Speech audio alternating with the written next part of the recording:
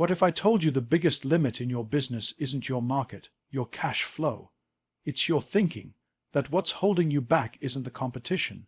It's the way you've boxed yourself in with safe assumptions. Project thinking is not a process, it's a mindset. Higher, faster, stronger. It's the key to unlocking not just potential, but dominance. Think bold, act bigger. The problem with most people is not that they don't have ideas. The problem is that their ideas are too small, too safe, too comfortable.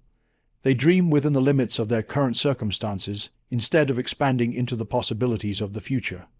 That's why their lives don't change. That's why their businesses stay stuck. You cannot win by playing not to lose.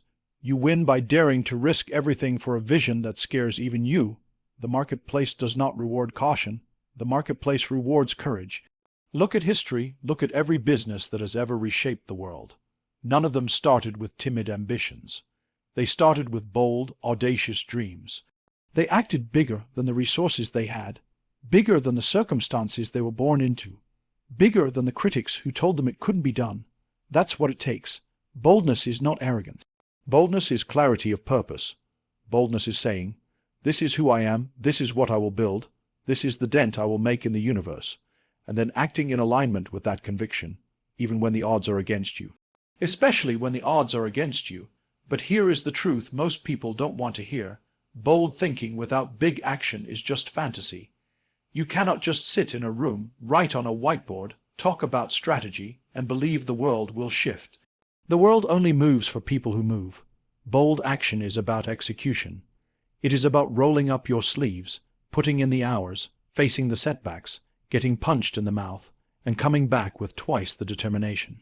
That's the difference between dreamers and doers. The bold thinker says, I can build a global business.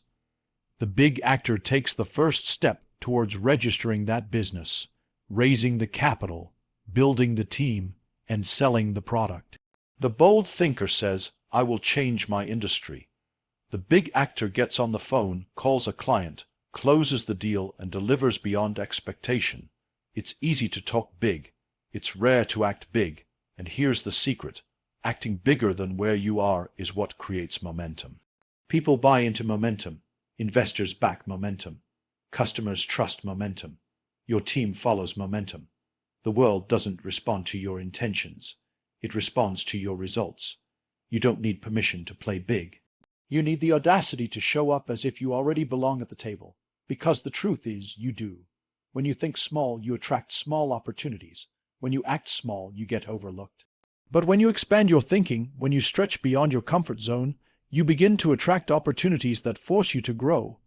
Big contracts, big partnerships, big markets. They don't come to people who are satisfied with being average. They come to those who demand more of themselves than the world demands of them. It's not about resources, it's about resourcefulness. Every empire started from scarcity. Every great entrepreneur began with limitations. If you're waiting for perfect timing, you're already late. If you're waiting for certainty, you'll never start. The act of moving boldly creates the path. The act of acting bigger than your circumstances forces the world to adjust to you. The greatest danger in business is not failure. The greatest danger is being invisible, playing so safe that nobody notices you, moving so cautiously that you become irrelevant. The world is moving fast. Technology is evolving. Markets are shifting. Entire industries are being reinvented. And you're still thinking about whether to take the risk. While you hesitate, someone else is executing. Someone else is capturing the market share that could have been yours. The truth is simple. Nobody remembers the cautious. Nobody writes books about those who played it safe. Legacy is built by those who dared to think impossibly big and then acted like it was inevitable. You have one life, one chance. Why spend it shrinking yourself to fit other people's expectations? Think bold, act bigger. Don't just chase opportunities, create them. Don't just respond to the market, define it. Don't just aim for growth, aim for domination. The world doesn't need another average player. The world needs leaders who are willing to set audacious goals and then back them with relentless execution. And understand this, acting bigger will always make people uncomfortable. They will say you're unrealistic, that you're reaching too high, that you're going too fast. Let them talk. Their words are proof you are on the right path. If everyone agrees with your vision, it's not bold enough. If nobody is doubting you, you're not dreaming big enough. So what will it be? Another year of playing small, hiding behind excuses, pretending to be cautious when really you're just afraid? Or will this be the year you step into the bigness of who you are meant to be? Because the only thing standing between where you are and where you could be is the size of your thinking and the boldness of your action. Think bold, act bigger, because the future does not belong to the timid. It belongs to the relentless. It belongs to those who dare to play the game on their own terms. And it belongs to those who are not content with survival, but are obsessed with significance. Clarity meets velocity. That is the principle that separates those who build movements from those who simply run in circles. Most people are moving fast but going nowhere. They are busy without being productive. They are in motion but not in progress, and the reason is simple. They lack clarity. Velocity without clarity is chaos. Clarity without velocity is paralysis. But when clarity meets velocity, momentum is unstoppable. You must first be clear about who you are, clear about what you want, clear about the kind of business you are building and the kind of leader you are becoming. Clarity is about making the decision before the world decides for you. Because when you don't decide, life will hand you distractions, and those distractions will disguise themselves as opportunities. That is why so many entrepreneurs fail. They confuse motion with direction. They confuse busyness with effectiveness. They confuse talking with doing, but clarity alone is not enough. Some people are too clear. They have every detail mapped out on paper. They can tell you their 5-year plan, their mission statement, their vision board. And yet they never move. Why? Because they are waiting for conditions to be perfect, waiting for more money, waiting for certainty, waiting for permission. But the marketplace doesn't wait. The world doesn't wait. While you're waiting, someone else is moving. Someone else is testing, failing, adjusting, and winning. This is where velocity matters. Velocity means speed, but not reckless speed. It is speed with direction. It is forward movement anchored in purpose. It is the ability to execute faster than your competitors can think. The advantage doesn't go to the biggest. It goes to the fastest. The ones who take the shot before others even realize the opportunity exists. Velocity creates momentum, and momentum creates dominance. Understand this. You will never have perfect clarity, but you don't need perfect clarity to begin. You need enough clarity to know the next step, and enough velocity to take it. The truth is, most of the lessons you need will only reveal themselves once you are in motion. You don't discover the road by studying the map. You discover the road by walking it. The path becomes clear only when you start moving. Think about the businesses that changed the world. They didn't wait for perfection. They launched fast, they failed fast, they learned fast, and they scaled fast. They didn't overthink. They acted with velocity. That's why they won. Clarity gave them direction, velocity gave them dominance. Without both, they would still be on the sidelines planning. Velocity also creates pressure, and pressure is necessary for growth. When you move fast, you expose weaknesses quickly. You see where the cracks are, and you fix them. Moving fast forces you to sharpen your thinking, refine your processes, and cut out the nonsense. Speed kills inefficiency. Velocity reveals what truly works. That is why those who move slow often remain stuck. They never test themselves against reality. They remain in the comfort zone of planning while others are in the arena of execution. And here is the irony. Clarity often comes through velocity. Many people believe they need to be crystal clear before they start. But the truth is, you only become clear once you are in motion. Action refines vision. Execution sharpens strategy. The person sitting still, waiting for clarity, will never find it. But the person moving forward, making mistakes and learning, clarity comes to them naturally. So the real question is not whether you are clear enough to start.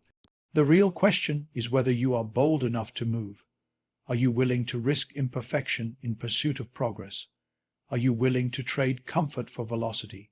Because clarity without velocity is just theory. And velocity without clarity is just noise. The magic is when the two collide. Every great leader understands this balance. They know when to pause long enough to sharpen their focus, and then they know when to accelerate like a rocket.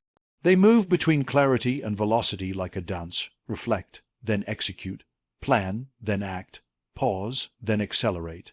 That rhythm is what creates unstoppable growth. And if you want to lead, if you want to build something extraordinary, you must master that rhythm. You must discipline your mind for clarity and discipline your will for velocity. You must silence the noise, sharpen your vision, and then move with speed that intimidates your competition. You must act before the market is ready, deliver before the client expects, and innovate before your rivals even wake up. That is how you stay ahead. Do not confuse velocity with recklessness. Acting fast without clarity is gambling. But acting fast with clarity is strategy.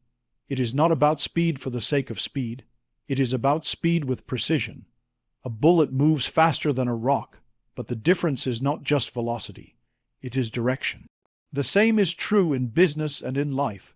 So here is the challenge. Get clear. Get brutally honest about what you are building and why it matters. Strip away the distractions, the excuses, the stories you tell yourself. Find your focus, and once you have it, move. Move with urgency, with speed, with conviction. Don't hesitate. Don't wait for perfect. Don't ask for permission. Just move, because the future doesn't belong to those who are the most prepared. It belongs to those who are the most prepared to move. The world rewards the doers, not the dreamers. It rewards the fast, not the hesitant. It rewards those who combine clarity with velocity.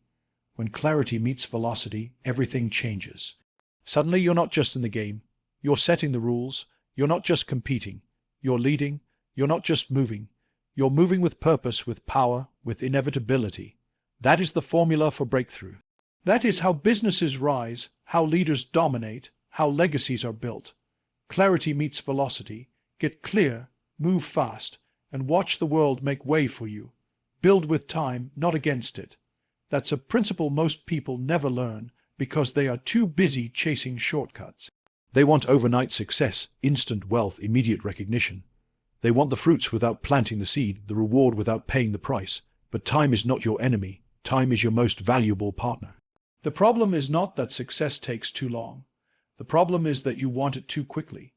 Anything worth building, anything that lasts, requires time. A tree doesn't grow because you shout at it.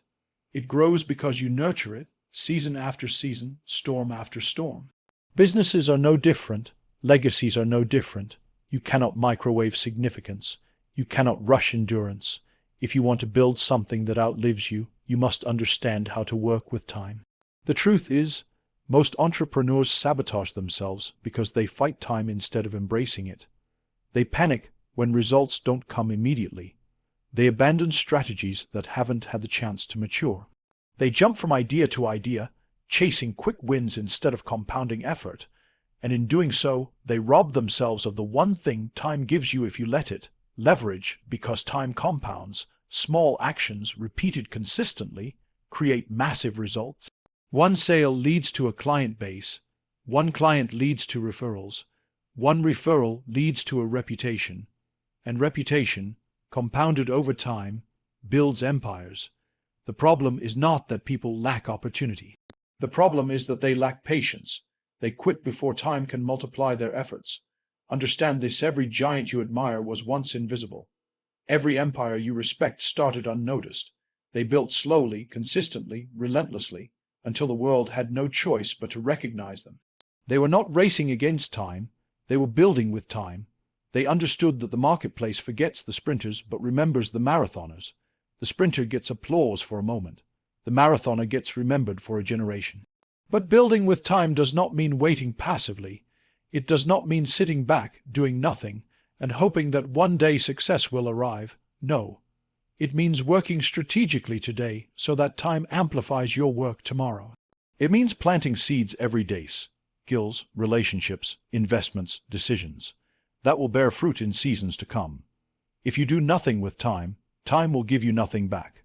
But if you work with time, it will reward you in ways that look impossible to the impatient. There is a reason most businesses collapse in the first 5 years. It's not because the idea was bad. It's not because the market was too small. It's because the founders lost patience. They thought 5 years was long. They thought they should already be millionaires. But 5 years is nothing in the life of a business. 5 years is childhood. The greatest companies we know took decades to become overnight successes. That's the paradox. Overnight success always takes years. When you build with time, you stop obsessing about immediate validation. You stop comparing yourself to people who look successful today but will disappear tomorrow.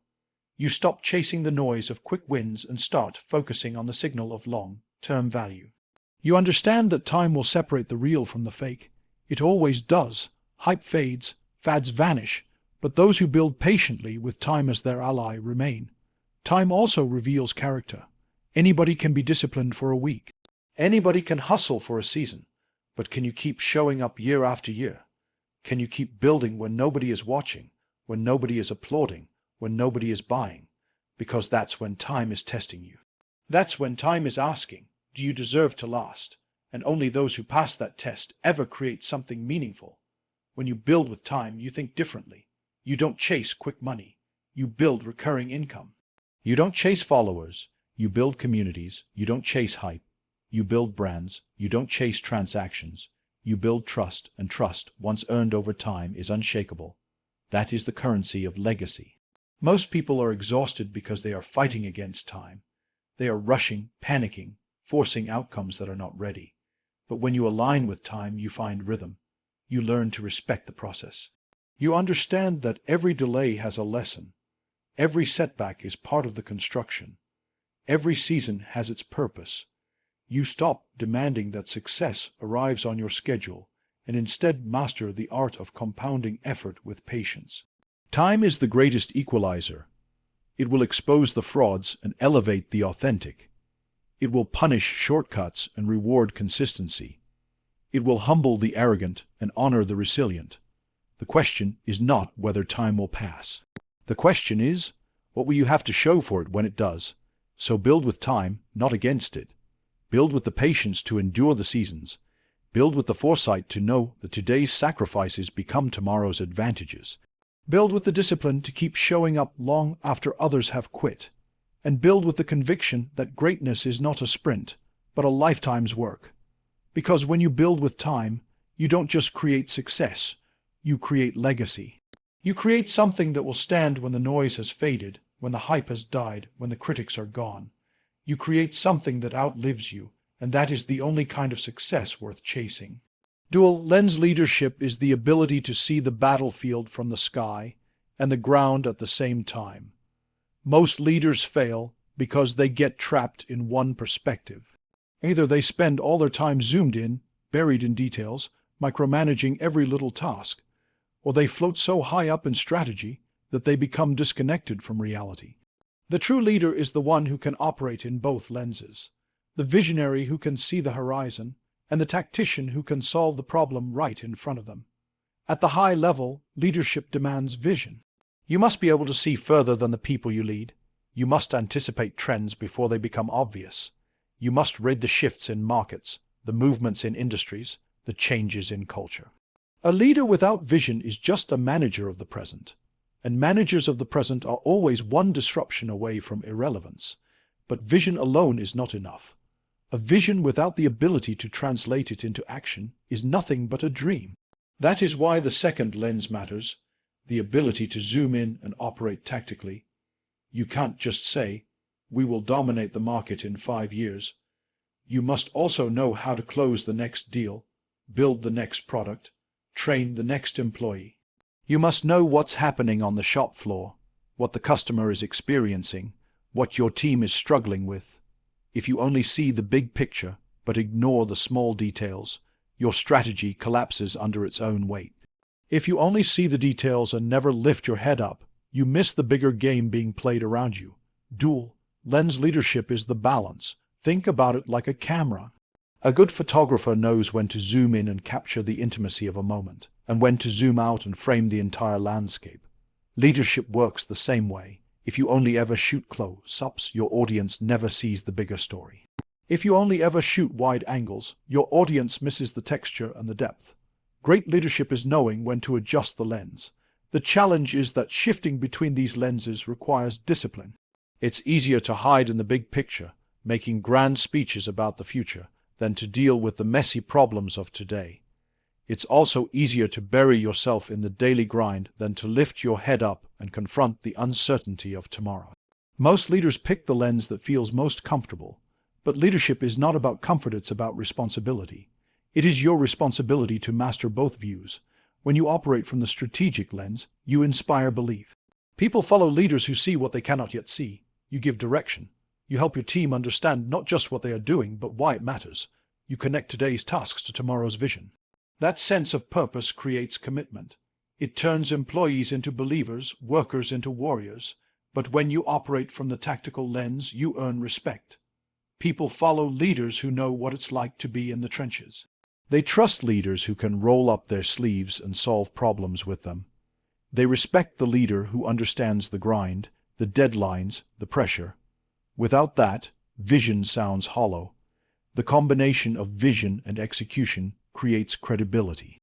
Dual lens leadership also makes you resilient. When things go wrong, and they will, you can adjust. If your big strategy is disrupted, you can pivot because you understand the ground game. If the day-to-day overwhelms you, you can zoom out and remember the bigger picture. Leaders who only have one lens collapse when their perspective is shaken. Leaders with two lenses adapt, survive, and thrive. The world is moving too fast for one-dimensional leadership. Markets are volatile. Technology is advancing. Customer expectations are shifting constantly. You cannot afford to be the leader who only sees one side of the game. If you're only tactical, you'll drown in execution while your competitors outthink you. If you're only strategic, you'll watch your grand vision evaporate because you couldn't execute. The future belongs to those who can move seamlessly between both. And here's the truth: this is not a skill you are born with. It is a discipline you must cultivate. You must train yourself to step back regularly, to lift your head up and ask, where are we going? Why are we doing this? And then you must train yourself to step forward to ask, what's the next action? What problem needs solving right now? Leadership is not about choosing one lens. It's about learning the rhythm of switching lenses at the right time. When you master dual lens leadership, your team feels it. They know they can trust you to steer the ship toward the destination, and they know you can grab the oar when the waters get rough. They know you won't abandon them in the details, and you won't lose them in the clouds. That combination is rare. That combination is powerful. That is why people will follow you. So if you want to lead in a world this unpredictable, you must discipline yourself to see from both heights and depths. Zoom out and dream bigger than your competition. Zoom in and work harder than your competition. Do both constantly, relentlessly. Because leadership is not about what is easy. It's about what is necessary. Dual lens leadership is the edge. It is what keeps you relevant when others are fading. It is what makes you credible when others are just talking. It is what makes your vision real and your execution unstoppable. If you can master both lenses, there is no battlefield where you cannot win. Embrace risk as the currency of growth, because that is what it is. Growth is not free. Progress has a price. Success has a toll gate. And the currency you must pay is risk. Yet most people spend their lives avoiding it, running from it, praying that one day they will find a path of certainty, safety, and guarantees. That path doesn't exist. If you want to grow, if you want to build, if you want to lead, you must get comfortable paying in the only currency that unlocks the future: risk. Look at anyone who has ever built something extraordinary. They didn't get there by playing it safe. They got there by making decisions that terrified them, by walking into rooms where they didn't know if they belonged, by betting on themselves when no one else would. Risk is the language of greatness. If you cannot speak it, you cannot grow. But here's the problem: most people misunderstand risk. They think risk means recklessness. They think risk means gambling. It doesn't. Recklessness is throwing everything into the fire without thinking. Risk is measured courage. Risk is the art of stepping into the unknown with enough preparation to stand, but enough boldness to leap. Growth doesn't come to the reckless, and it doesn't come to the cautious either. It comes to those who can calculate, prepare, and then jump. You cannot separate growth from risk. They are the same thing. To grow is to risk. To risk is to grow. Every time you expand into a new market, you risk losing money. Every time you launch a new product, you risk failure. Every time you hire someone, you risk disappointment. Every decision carries risk. The only question is, are you willing to pay it? If not, then stay where you are. Stay small. Stay safe. But do not pretend you are growing. And here's the truth. Avoiding risk is also a risk. By refusing to take risks, you risk irrelevance. You risk becoming outdated. You risk being forgotten. The world is moving too fast. Technology is advancing too quickly. Markets are shifting too aggressively. If you are not risking something, you are already losing. Playing it safe is the most dangerous thing you can do. Think about the businesses that collapsed because they refused to risk change. They were comfortable. They were profitable. They believed the future would look like the past. Then the world moved. Competitors innovated. Customers demanded more. And those who avoided risk paid the ultimate price of oblivion. History is full of them. The graveyard of business is filled with companies that thought safety was the strategy. Safety is not a strategy. Safety is surrender. So if risk is the currency, how do you pay it wisely? First, you must change your relationship with fear. Fear is not a signal to stop. Fear is a signal to pay attention. It is the body's way of saying, this matters. Use that fear as energy. Channel it into preparation, into learning, into discipline. Do not wait for fear to disappear. It never will. Move anyway. Courage is not the absence of fear. It is the decision to move forward in spite of it. Second, start small but keep scaling. Risk does not mean you bet the entire farm on day one. Risk means you stretch beyond what is comfortable. You test, you push, you take steps that force growth, and as you grow, your appetite for risk expands. What felt terrifying last year becomes routine this year. That's how you build resilience. That's how you normalize growth. Third, surround yourself with people who understand risk. If your circle is filled with people who only want safety, who only talk about guarantees, who only remind you of everything that could go wrong, then you will shrink. But if you are surrounded by builders, by doers, by dreamers who understand that risk is the price of entry, you will rise. Because growth is contagious, but so is fear. Choose wisely. Risk also has another gift. It reveals character. When you risk, you discover who you really are. When things don't go your way, when the deal doesn't close, when the investment fails, who do you become? Do you collapse, or do you rise stronger? Risk exposes you. And that exposure is necessary, because it forces growth not just in your business, but in your character. You cannot grow a business without first growing yourself. Risk guarantees that both are tested. At the end of the day, risk is the only bridge between where you are and where you want to be. You can dream, you can plan, you can strategize, but until you take a risk, you are standing still. Risk is the toll you pay to cross into the future. Without it, you remain on the same side of the river, watching others build the lives you wish you had. So embrace it. Don't run from it. Don't disguise your fear with excuses about timing or resources. Don't pretend safety will protect you. It won't. Pay the toll. Take the leap. Bet on yourself, because every level of growth you are dreaming about requires you to risk who you are today for who you could become tomorrow. Embrace risk as the currency of growth, because the only thing more dangerous than risking is not risking at all. So this is project thinking. It's not about spreadsheets or boardroom niceties. It's about 10x thinking, laser clarity, relentless execution. It's about building something that outlives you, something that becomes part of a legacy. You're not here to be managed. You're here to lead. Now go build what you're capable of. Project thinking. Unlock your business potential and build not just for today, but for generations.